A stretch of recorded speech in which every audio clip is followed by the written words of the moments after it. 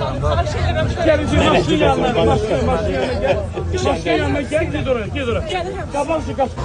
Aygül xanım konsepti verib bitirib, hal-hazırda bu çadırdadır və onun tutmağını gözləyir heyranlar burada. Şəkil çəkdirmək üçün məni görüb əl eləyənlər də var burada.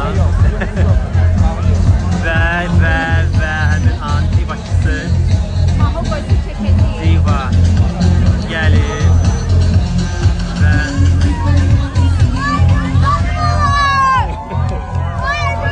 Belə.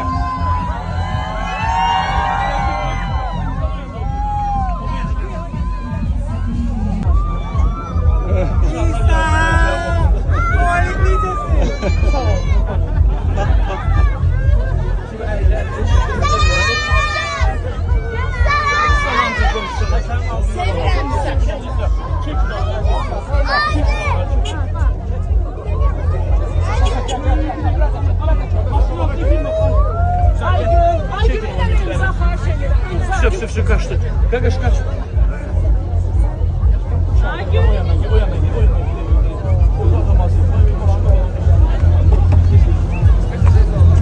Yok böyle. Gelecek kaç yavaş gel.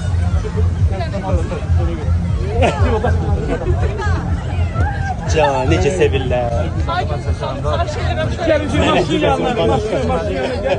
Maşın yanına gel, ged oraya. Qabaqcı qaç, ged oraya, qaç oraya maşın yanına. Gedin başa, gedin oraya, qaç oraya, ged oraya. Qaç kurban olun. Yana bilməyib, yansır millət var. Gel oraya.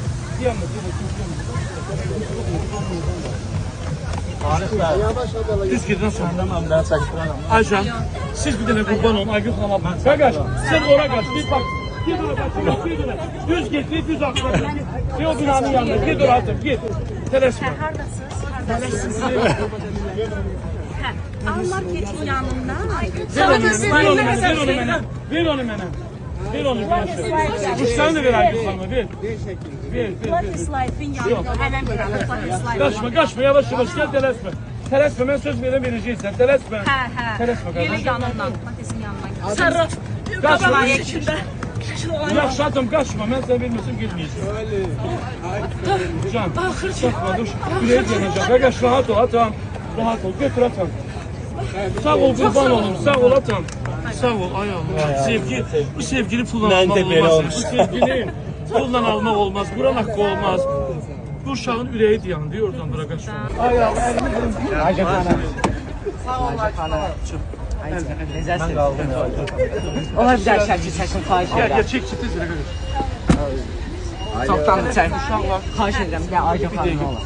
Tez yürüyün, çox danışmış. Bir daha çəkin. Gel. Bir icazə verin, mənə bir də çəkdim, babam yaxşı. O bir sıra qaldı, qaç.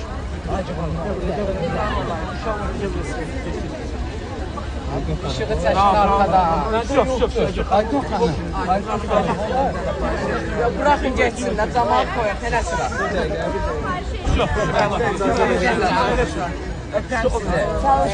Gələn dəfə görüşərək. Tez gel. İyi yol verin.